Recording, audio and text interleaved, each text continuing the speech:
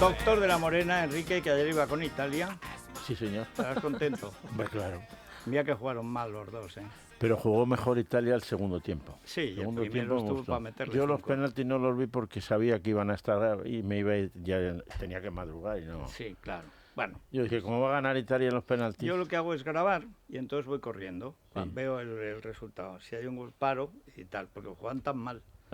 Entonces, bueno, y los penaltis ya sabía que iba a ganar Italia. Exacto, ¿Por qué? eso. Porque lo merecía, porque Exacto. Inglaterra no merecía. Y aparte porque le robaron la final a Dinamarca. Exacto. Dios castiga sin piedra ni palo. Sí. No se lo merecía Inglaterra nada. Bueno, hoy tenemos a tu Hombre, paisano. a mi tocayo, pues al El mejor paisano, digo, consejero de tocayo, sanidad, ya, sí. al mejor consejero de sanidad de España. Por no decir el único, porque en la práctica... Aparte de eso, el único. Bueno, y el equipo. Tenemos muchísimas preguntas y hay algo de absoluta actualidad. Consejero escudero, además es que encima suena así. Bien, las novedades en materia de vacunación, porque están llegando continuamente, se ve que la Comunidad de Madrid quiere acelerar la vacunación. Yo creo que hablamos hace ya tiempo, de que había sido un acierto, que al principio no se sabía si iba a ser un acierto, lo que hizo Gran Bretaña, que es poner la primera dosis a todo el mundo posible y esperar a la segunda a que hubiera dosis, pero primero vacunar y que se reveló un acierto. En Madrid se está intentando lo mismo con la gente más joven, porque creo que hoy empezaba a partir de mañana. Mañana, hoy podemos pedir cita, los que tengamos hijos a partir de 16 años, y desde mañana empiezan las vacunaciones. Hoy ha comenzado la citación, además datos de ahora mismo. Antes de entrar hemos abierto porque solo se puede para mayores de 16 años si lo hacen con autocita. O sea que tienen que entrar en la web y buscar. O sea, los chavales lo tienen que hacer. Dónde, cuándo y como quieran, que eso, o sea, libertad, que yo creo que es importante que puedan elegir, que es fundamental.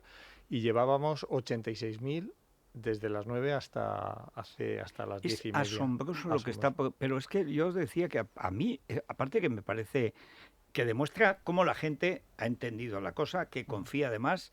Ya pasó con lo de las vacunas de AstraZeneca, que la gente se negó a seguir lo que decía el gobierno y con lo que decía la comunidad. Más del 90%, que eso es una cosa asombrosa. Y luego que no se cuelga la página. Que es un milagro, que pasa con los bancos, con todos los ministerios, por supuesto. Se cuelga en cuanto pasan de 300 que llaman. Estamos hablando de decenas de miles entrando continuamente y, sin embargo, yo no sé quién ha diseñado esa página, pero qué bien lo ha hecho. ¿Cuánta población hay? A partir de 16 hasta los 25, que era la... 16 a 30 son 1.100.000. 1.100.000. Entonces, nosotros lo que pretendíamos es la autocita, además recoge a los que más urgencia tienen por vacunarse. El resto, pues, o con llamada o bien con mensaje. Y la velocidad es tremenda. El récord que tenemos en un solo día, que fue cuando abrimos de 35 a 40, tuvimos 151.000 peticiones de autocita en la web en un solo día, o sea, de 9 de la mañana a 6 de la tarde. Y se está vacunando, de hecho, 24 horas ininterrumpidas en algunos servicios. Bueno, en varios centros. Hoy he acompañado a la presidenta que se ha vacunado a las 7 de la mañana en el Within Center. Pero esta mujer duerme menos que yo. Duerme poco la presidenta. Porque a las 12 anda mandando cosas de política y tal, a las 6 anda corriendo por ahí, a las 7 vacunándose. Es que es sotillana, ¿verdad? Claro. Y en Sotillo se madruga mucho. Sí. Nos acostamos pronto. Ya. Ahí había cierta controversia, no me refiero a la presidenta, me refiero a la gente que ha pasado por la enfermedad. Todavía siguen existiendo dudas. ¿Qué tenemos que hacer o qué tienen que hacer las personas que han pasado COVID? ¿Automáticamente se les gestiona una única cita? Hay cierta preocupación al respecto. Lo que estamos haciendo, y además son lo que, siguiendo la estrategia de vacunación, es que todas las personas que han pasado la enfermedad solo tienen que ponerse una única dosis y se le considera pauta completa. Nosotros ahí cruzamos los datos de la historia clínica con los datos de vacunación de la cita, y entonces, o salvo que la persona, que hay gente que puede haber tenido un diagnóstico que esté fuera de nuestra red y que acredite que ha pasado el coronavirus, y entonces con una única dosis se le considera vacunación completa. Pasaporte COVID. ¿Puede haber algún caso en el que todavía, a pesar de haber pasado el virus, los casos que hemos comentado a veces, y hasta hay unidades ya especiales para gente que después del virus sigue teniendo datos, que les exija una segunda dosis? Claro, Digo, algún caso, Sí. precisamente por cruzar los datos, porque es una persona que por la razón que sea no acaba de deshacerse del O que no virus está o de sus documentado. secuelas, que no sé si es lo mismo. O gente que lo pasó y no se documentó porque Bueno, no claro, que no existían lo sabe. pruebas. Exacto, sobre todo en primera ola porque claro, había tantos casos que la capacidad de nuestros laboratorios, que eran los que hacían las PCRs, a veces eran diagnósticos clínicos. Ujú. Entonces, claro, ahí no tenemos digamos, la certeza de la prueba de laboratorio y por eso, claro, tienen que acreditar, pero si es un diagnóstico clínico se les pone 2 dosis. También es un caso distinto el de lo que llaman bueno, le llaman long COVID, ¿no? El término inglés, que son los COVID de larga duración, y que con todos ellos se trabaja específicamente dentro de las unidades que hay ya en todos los hospitales, ¿no? Son casos especiales, además con... ¿Y se les avisa? Sí, a O sea, todos. se tiene ese dato, se le avisa, bueno, pues que necesita Exacto, ese ese tratamiento, seguimiento, sí, porque aparte, claro, como es multidisciplinar real, porque a veces los efectos secundarios del coronavirus son a todos los niveles, hay neurológicos, hay dermatológicos, hay respiratorios, hay a todos de los piel, niveles, y entonces de piel también, muchísimos. tenemos muchos dermatólogos que vienen y nos Sí. dicen que Problemas no de dejan, oídos que también, no dejan problemas de garganta. porque acnés, rosáceas muy Sí, fuertes, sí. todo tipo, digamos, de problemas que no sabes si son ya nerviosos y que no dejan de ser una secuela del virus, pero Exacto. que el cuerpo no puede con No ellos, puede ¿no? eliminarlo. Alergias. Sí. Y hay casos de gente con secuelas hasta un año después de la propia enfermedad. Entonces hay unidades específicas que cada vez, bueno, son unidades que van aprendiendo también del estudio de los pacientes y van teniendo, porque además la captación llega pues de médico de primaria que ve que un paciente que acude una y otra vez y que a Y veces... entonces mete esos datos de manera que en la comunidad ya tiene el seguimiento, ¿no? Claro, nosotros hacemos el seguimiento y ya se derivan a la unidad, a las unidades post-COVID. Estas son las que, digamos, son más de carácter médico. Luego están las de rehabilitación, que solo tenemos sobre todo para los que tienen largas hospitalizaciones, especialmente los de UCI, que ahí tenemos pacientes de 90 días, de 100 días, y estas unidades de rehabilitación, donde hay una de ellas en el Zendal, donde ahí empiezan, hacen como un deportista de élite, ¿no? Porque Tienen Zendal psicólogo. sigue funcionando, ¿verdad? Zendal A sigue todos los bien, efectos, y porque muy hay bien. mucha... estamos viviendo la quinta ola. ¿Cómo Claro. está esa quinta ola aquí en la Comunidad de Madrid? Sí, aproximadamente, para que los datos sean más o menos redondos, para que se orienten los oyentes, tenemos 400 pacientes ahora mismo COVID en nuestros hospitales, de los cuales 300 en todos los hospitales En toda la públicos y comunidad. privados, en toda la comunidad.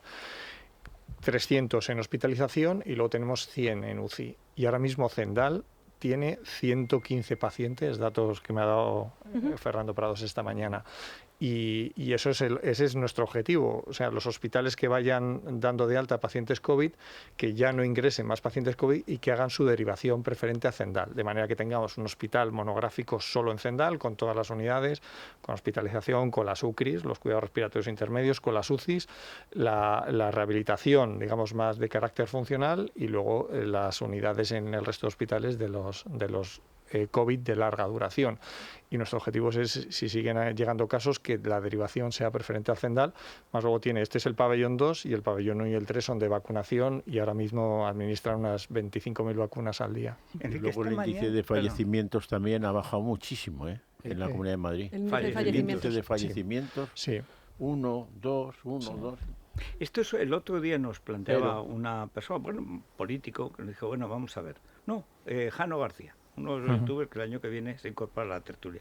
Dice, vamos a ver, es que hay que entender que ahora muertos no hay, porque el gran problema era la saturación. Bueno, hay algunos, pero vamos, al lado de lo que hemos llegado a vivir, cientos, 1000 muertos. Bueno, eso era el agobio, pero porque estaban colapsados los hospitales y las UCI. Y además, aprendiendo, se ha visto ese mecanismo que se probó en Madrid para evitar la UCI, la intubación, que ha resultado muy bien. El oxígeno de alto flujo. Exactamente, pero todo esto se va aprendiendo, porque el virus es nuevo, no deja de mutar y también los médicos tienen que seguirlo. Yo recuerdo una de las primeras veces que vino Enrique, que estaba absolutamente agobiado y decía, pero lo mismo que Zapatero, el bueno, decía, es que esto es...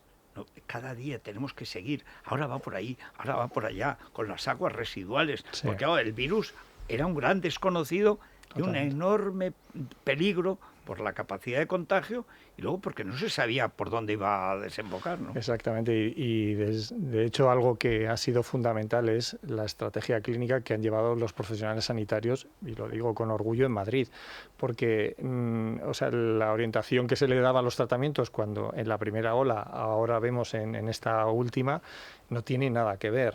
Por ejemplo, la SUCRIS, que ha sido fundamental, la estrategia que han llevado los neumólogos principalmente, que son las unidades de cuidados respiratorios intermedios, es entre la hospitalización y la UCI, había un paso intermedio que era la ventilación no invasiva, la de alto flujo, con máscara, y eso ha permitido que no se intuben casi el 70% de los pacientes. En cuanto entran, eso el doctor de la Morena lo conoce mucho mejor que yo, cuando intuban la mortalidad, el porcentaje aumenta de manera importante. Claro, porque luego es muy difícil de recuperar y si no es mortalidad, los efectos secundarios son muy graves. Son mayores. Y eso nos ha permitido, y sobre todo también a nivel farmacológico. Yo recuerdo al principio los primeros pacientes, ¿no? ¿Te acuerdas, Enrique? Hidroxicloroquina, acitromicina, caleta, claro, y luego ahora ves los tratamientos, ahora se utilizan los corticoides de manera mucho más selectiva, o sea, todo el apoyo farmacológico es distinto, y eso ha sido motivado principalmente por lo que van aprendiendo nuestros profesionales de cómo se gestiona. Y ahora mismo Madrid, creo que junto con Baleares es la que tiene la tasa de mortalidad más baja de toda España. Baleares después de la que nos han... Sí. Enrique, ¿verdad? Hemos llegado a tener días de cero en la Comunidad de Madrid. Sí. Y en el resto de las comunidades, muertos está. Madrid, cero. Estamos hablando de Baleares, hay que hablar, lo hablábamos, ¿verdad?, justo antes de entrar, del coladero de Madrid-Barajas, el aeropuerto Adolfo Suárez. Que sigue siendo un acabo coladero. de pisarlo, Federico, el sábado a las 12 de la noche. Yo he salido de Madrid con pruebas realizadas de antígenos, me las han pedido en La Palma y, sin embargo, a la hora de volver no me piden ni el DNI.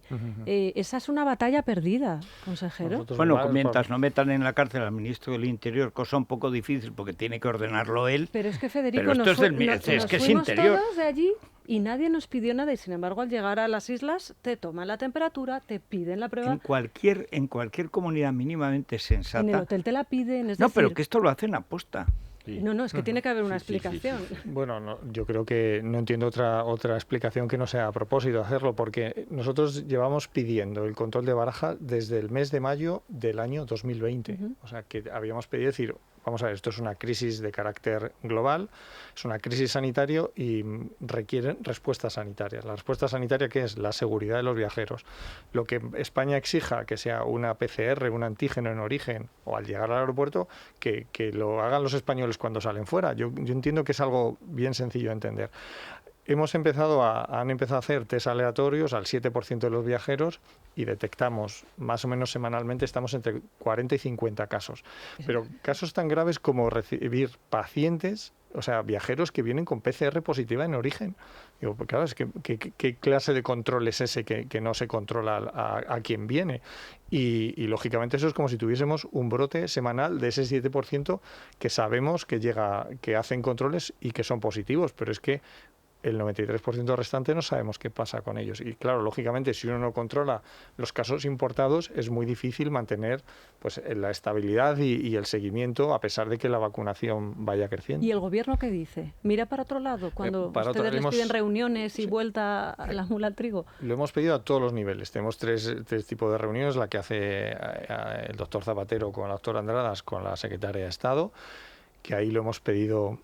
Es una reunión semanal, es la que es más técnica. Yo con la ministra lo he pedido en el Consejo Interterritorial, he escrito cartas, siempre contesta lo mismo, y lo ha pedido la presidenta, el presidente del gobierno, diciendo, por favor, controlen Barajas. Pero ya no solo por Madrid, sino por el resto de España, que hay muchos viajeros que llegan aquí y van directo. De hecho, recuerdo que en la segunda ola, los 3 primeros brotes que aparecieron, uno en Galicia, otro en Murcia, y creo que el otro fue en Extremadura, fueron de viajeros que habían pasado por Barajas. Cogían un autobús y se iban. También han sido pioneros precisamente en la Comunidad de Madrid en alertar sobre cómo esta pandemia, esta enfermedad, está afectando a los jóvenes mucho más de lo que Ahora. nosotros nos estamos dando cuenta o nos queremos dar cuenta.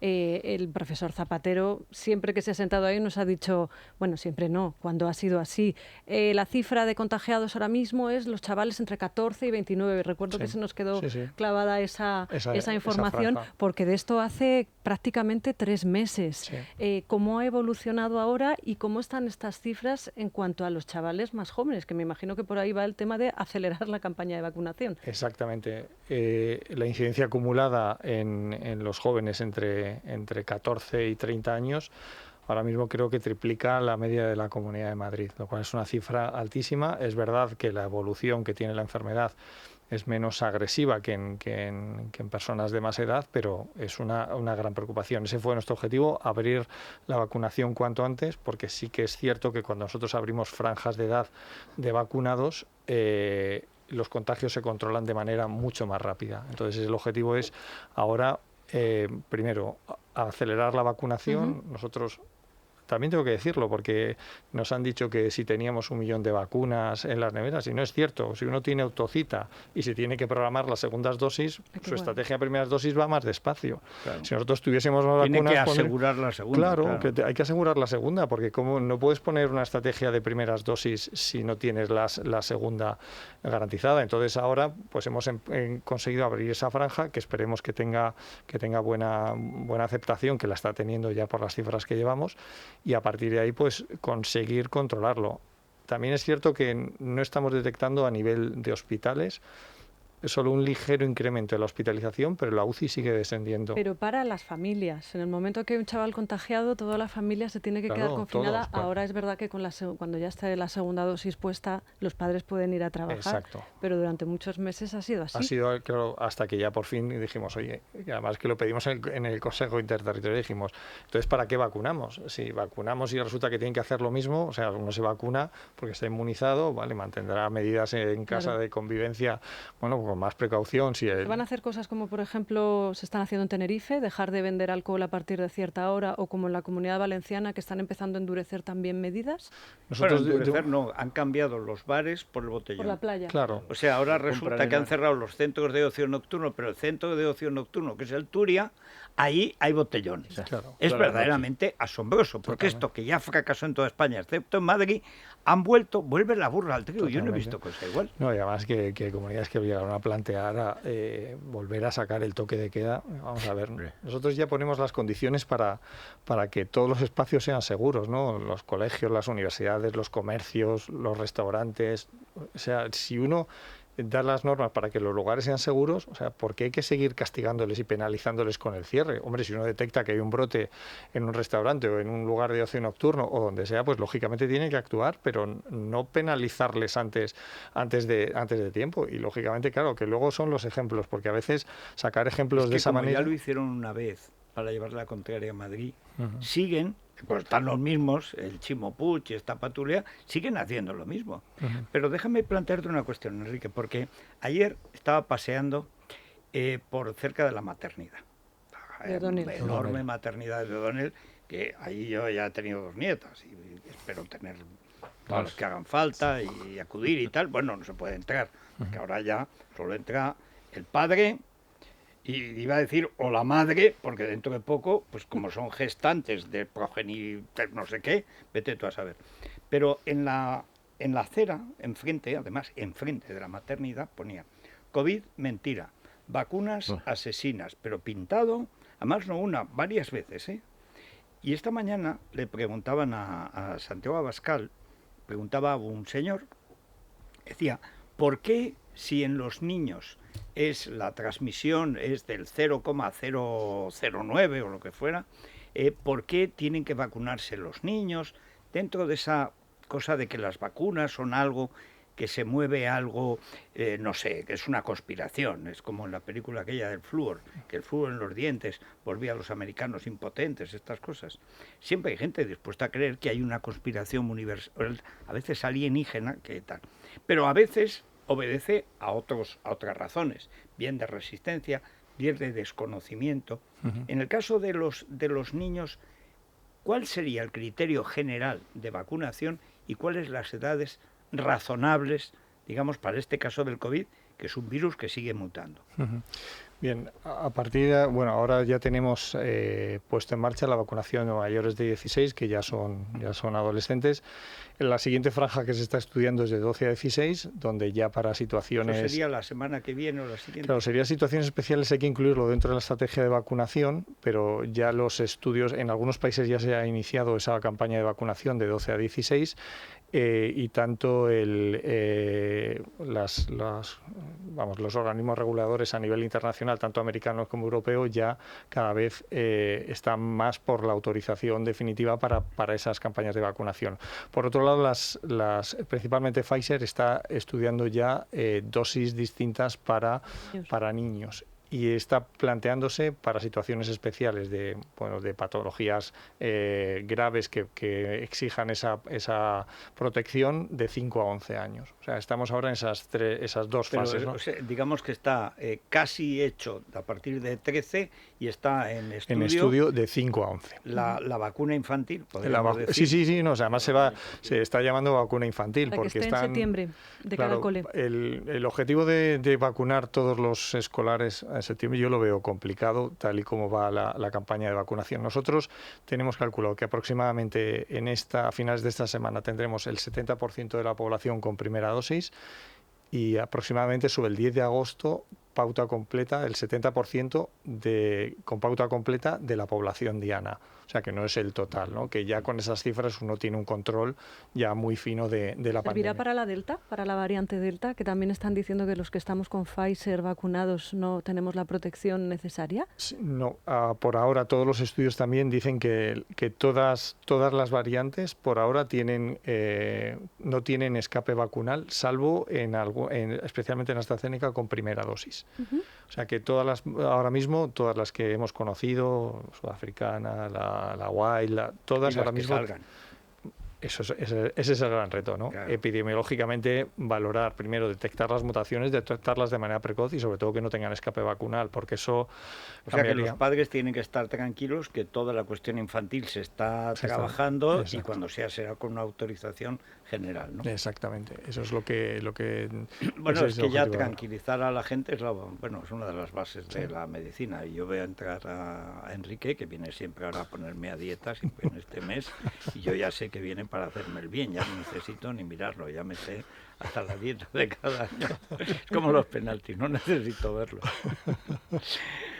Bueno, muchas gracias, Enrique Escudero. Hay que recordar, porque hubo un vicepresidente del gobierno que ya casi no lo sepultó Ayuso. Está en la cruz de los caídos de Ayuso. Por Ayuso, por España, un tal Mezquitas o algo parecido, ¿no? Madrasas. Bueno, no sé.